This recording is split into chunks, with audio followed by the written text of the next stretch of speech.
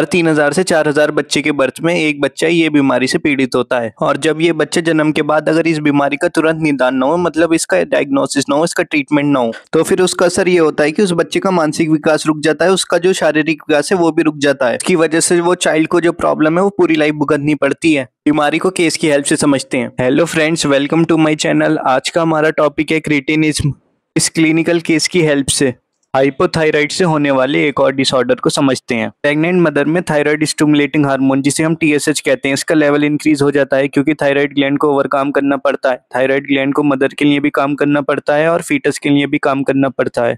Increase level of TSH during pregnancy is normal. यदि thyroxine की कमी होगी प्रेगनेंसी में तो उससे बच्चे के डेवलपमेंट पे गंभीर असर पड़ेगा। इसी कंडीशन को क्रिटिनिज्म कहते हैं। क्रिटिनिज्म और भी रीजन से होता है। प्रेगनेंसी के टाइम पर भी थायरॉक्सिन की कमी होती है, उस वजह से भी। Could be from lack of thyroid gland, बच्चे में थायराइड ग्लैंड डेवलप ही नहीं हुआ हो। और lack of iodine in mother, mother की बॉडी में आयोडीन था ही नहीं, तो उसके चलते बच्चे का थायराइड ग्लैंड काम ही नहीं कर पाया।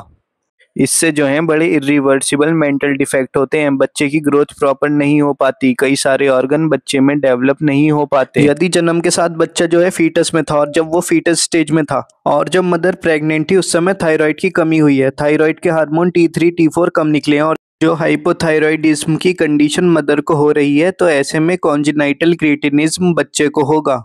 तो ऐसे में जो है बच्चे में जो है जन्म से ही थायराइड हार्मोन की कमी होती है। थायराइड ग्लैंड प्रॉपरली फंक्शन नहीं कर पाती बच्चे में। T3 T4 की कमी होने से ग्लाइकोस अमाइनोग्लाइकेंस जो कि प्रोड्यूस होता है फाइब्रोब्लास्ट से, ग्लाइकोस अमाइनोग्लाइकेंस स्किन के नीचे ज्यादा हो जाता है, इनकी कंसंट्रेशन ज्यादा हो जाती है। इसके ऊपर नेगेटिव चार्ज है और ये क्या करता है, वाटर H2O को पुल करता है। स्किन के नीचे एडिमा हो जाता है। एडिमा होने की वजह से बेबी का फेस दिखेगी पफी फेस। प्रोट्यूबरेंट टंग, ऐसे बच्चों में उनका जो टंग है इस तरह से बाहर निकला हुआ होता है। Tongue become so big that it hangs down with dripping of saliva. Rough and low sound produce करेगी टंग ड्यूरिंग ब्रीथिंग, जिसे हम गटरल ब्रीथिंग भी कहते हैं। T3 T4 ये क्या करता है, स्टोमक की मोटिलिटी को या तो नॉर्मलाइज करता है या फिर इंक्रीज करता है। जब T3 T4 नॉर्मल अमाउंट से कम होगा तो वो GIT मोटिलिटी को रिड्यूस करेगा ना, जो स्मॉल इंटेस्टाइन और स्टोमक में है वो लार्ज इंटेस्टाइन की तरफ पुश नहीं होगा। एज अ रिजल्ट बेबी में कॉन्स्टिपेशन होगा। बेबी का अम्बिलिकस फुल्ली मैच्योर नहीं है और नीचे से स्मॉल इंटेस्टाइन उस पर प्रेशर अप्लाई करती है। प्रेशर अप्लाई करने की वजह से बेबी का जो अम्बिलिकस है ना वो आउटसाइड बल्ज करता है। T3 and T4 brain maturation में हेल्प करता है। अगर बेबी के अंदर लेस T3 एंड T4 होगा that will lead to the poor brain maturation. Skeletal growth ज्यादा अफेक्टेड होती है सॉफ्ट टिश्यूज के कंपैरिजन में। So there is stunted growth with bloated body. Newborn baby जिसको थायराइड की डेफिशिएंसी है, बर्थ के टाइम पर उसकी अपीयरेंस नॉर्मल लगे, हो सकता है मदर से उसको थायरॉक्सिन मिल रहा हो। अगर बच्चे के जन्म के कुछ हफ्ते बाद बच्चे में कुछ साइन या संकेत डेवलप हो या विकसित हो, जैसे स्लगिश मूवमेंट, सुस्त गति देखने को मिले बच्चे में, थायराइड हार्मोन रेगुलेट करता है मसल मेटाबॉलिज्म को, जिसे हम चय उपचय भी कहते हैं।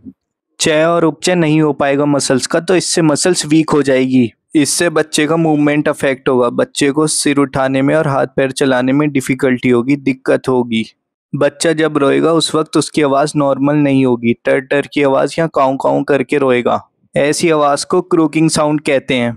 बच्चे का रिप्रोडक्टिव सिस्टम भी सही से डेवलप नहीं होगा क्योंकि थायराइड हार्मोन हेल्प करता है ग्रोथ में। बच्चे के बाल भी पतले होंगे और उसकी स्किन भी पेल होगी, लाइट और पीली सी अपीयर होगी। अगर आपको वीडियो पसंद आए तो लाइक एंड सब्सक्राइब जरूर करें।